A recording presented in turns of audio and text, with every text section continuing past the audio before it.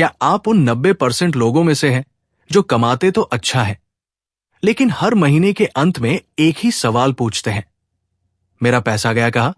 क्या आप भी सोचते हैं कि अमीर बनने के लिए लाखों की सैलरी चाहिए? क्या आप भी सोचते हैं कि इन्वेस्टमेंट एक कॉम्प्लिकेटेड भरा खेल है जो सिर्फ बूट वाले लोग ही खेल सकते हैं? अगर हां, तो मैं आपको बता दूं, आप बिल्कुल गलत है और आपकी इस गलतफहमी को तोड़ने आई है ये जबरदस्त किताब, broke millennial takes on investing. आज मैं आपको इस किताब के 3 सबसे बड़े सबक बताने जा रहा हूं जो आपकी सैलरी चाहे जो भी हो, आपको अमीर बनने की दौड़ में सबसे आगे खड़ा कर देंगे। अगर आप सच में डेट फ्री होकर अपनी मनचाही जिंदगी जीना चाहते हैं, तो ये वीडियो 1 मिनट भी स्किप मत करना। शुरू करते हैं। चलिए मिलते हैं आरोही से। मुंबई में एक मार्केटिंग एग्जीक्यूटिव, सैलरी अच्छी है, 80,000 रुपए प्रति माह। लेकिन आरोही का हाल यह है कि उसके पास 2 लाख रुपए का एजुकेशन लोन है, 50,000 रुपए का क्रेडिट कार्ड बिल और 10,000 रुपए की EMI। उसे पता है कि इन्वेस्टमेंट जरूरी है, लेकिन हर बार वो सोचती है, पहले ये कर्ज तो चुका दूं, फिर सोचूंगी। इमरजेंसी फंड क्या होता है वो? इन्वेस्टमेंट? अरे, ये तो शेयर मार्केट का काम है, इसमें कौन माथा पच्ची करे। ये कहानी सिर्फ आरोही की नहीं है, ये हम में से लाखों लोगों की कहानी है। हम सोचते हैं कि पहले अमीर बन जाएंगे, फिर इन्वेस्ट करेंगे, जबकि सच्चाई यह है कि पहले इन्वेस्ट करेंगे, तब अमीर बनेंगे। इस किताब की लेखिका एरिन लॉरी ने, जो खुद इसी मिडिल क्लास स्ट्रगल से गुजरी है, इस समस्या को जड़ से समझा और हमें 3 सबसे बड़े सबक दिए। पहला सबक, इन्वेस्टमेंट आमिर बनने का तरीका नहीं, गरीब न रहने का तरीका है। किताब का सबसे गहरा सबक है महंगाई को समझना। सोचिए, आज से 10 साल पहले आप जो 500 रुपए लेकर बाजार जाते थे, क्या आज भी उतने ही सामान खरीद पाते हैं? नहीं। जो चीज 10 साल पहले 100 रुपए की थी, आज वो 150 रुपए की हो गई है। इसका मतलब है कि हर गुजरते दिन के साथ आपके रखे हुए पैसे की खरीदने की ताकत कम हो रही है। साधारण हिंदी में, अगर आपका पैसा सिर्फ आपके बैंक अकाउंट में 4% की दर से बढ़ रहा है, जबकि महंगाई 6 से 7% की दर से बढ़ रही है, तो आप हर दिन गरीब हो रहे हैं। इन्वेस्टमेंट करना आम के पेड़ को लगाने जैसा है। आप आज एक छोटा सा बीज बोते हैं, यानी सिप, उसे रोज थोड़ा थोड़ा पानी देते हैं, यानी लगातार इन्वेस्ट करते हैं। 5 साल बाद वो बीज एक बड़ा फलदार पेड़ बन जाता है, जिसके फल आप सालों तक खाते हैं। तो क्यों इन्वेस्ट करना है? सिर्फ इसलिए नहीं कि आप करोड़पति बन सके, बल्कि इसलिए ताकि महंगाई आपके पैसे को खाने जाए।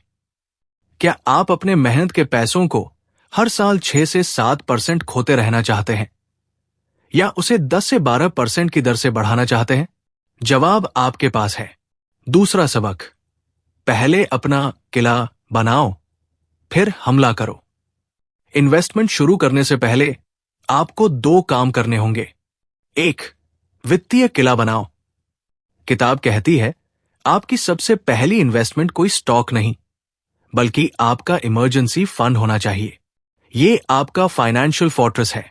आपके पास कम से कम 6 महीने का खर्च, किराया, राशन, EMI आदि एक ऐसे अकाउंट में होना चाहिए जिसे आप आसानी से एक्सेस कर सकें, जैसे हाई इंटरेस्ट सेविंग्स अकाउंट या लिक्विड म्यूचुअल फंड्स। अगर कल को आपकी नौकरी चली भी जाए, तो आप 6 महीने तक बिना तनाव के नई नौकरी ढूंढ सकते हैं। 2, द डेट बैटल, कर्ज की लड़ाई। ये किताब कर्ज पर एक गोल्डन रूल देती है। अगर आपके कर्ज की ब्याज दर 6% से ज्यादा है, जैसे क्रेडिट कार्ड, पर्सनल लोन, तो सबसे पहले इसे खत्म करो। ये एक दीमक की तरह है जो आपके पैसों को धीरे धीरे खा रहा है। अगर ब्याज दर कम है, जैसे होम लोन, तो आप इसे चुकाने के साथ साथ इन्वेस्टमेंट भी जारी रख सकते हैं। इन्वेस्टमेंट की शुरुआत के लिए लेखिका सलाह देती है कि आपको इंडेक्स फंड्स में सिप, सिस्टमैटिक इन्वेस्टमेंट प्लान के माध्यम से शुरुआत करनी चाहिए। इंडेक्स फंड्स क्या है? ये बाजार के टॉप शेयरों का एक टोकरी है। आप एक साथ 100 कंपनियों में पैसा लगाते हैं। ये सबसे सिंपल, सबसे सेफ और लंबे समय में सबसे पावरफुल तरीका है। तीसरा सबक, इन्वेस्टमेंट टाइमिंग का नहीं, टाइम का खेल है। यह सबसे सीक्रेट सबक है जो 99% लोग गलती करते हैं। हम सब सोचते हैं अभी बाजार नीचे जाएगा तब खरीदूंगा, या जब बाजार बहुत ऊपर जाएगा तब बेचूंगा। इसे कहते हैं मार्केट टाइमिंग।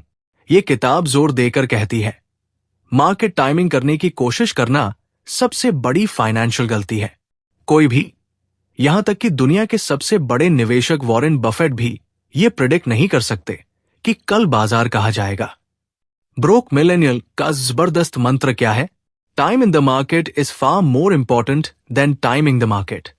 यानी आपने बाजार में कितना समय दिया, यह ज्यादा जरूरी है बजाय इसके कि आपने किस समय बाजार में पैसा लगाया। उदाहरण, अगर आपने आज से 10 साल पहले हर महीने सिर्फ 5,000 रुपए की सिप शुरू की होती तो भले ही बाजार कई बार ऊपर नीचे होता, आज आपके पास एक बड़ा कॉर्पस होता। इन्वेस्टमेंट को रोज रोज मत देखो, एक बार अच्छी जगह इन्वेस्ट करो और उसे बढ़ने दो। लगातार बने रहना ही सबसे बड़ा रहस्य है।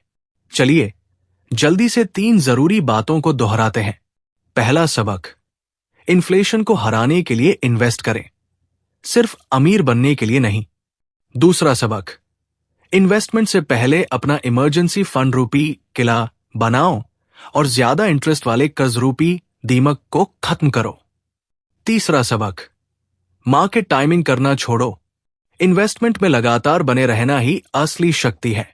अंतिम चेतावनी, अगर आपने आज अभी से इन 3 सबकों को अपनी जिंदगी में नहीं उतारा तो अगले 10 सालों में जहां आपके दोस्त फाइनेंशियल फ्रीडम की ओर बढ़ चुके होंगे, आप उसी डेट के जाल में फंसे होंगे और महंगाई आपके सपनों को खा चुकी होगी। ये ज्ञान अब आपके पास है। अब इसे इग्नोर करना या एक्शन लेना, ये आपकी मर्जी है।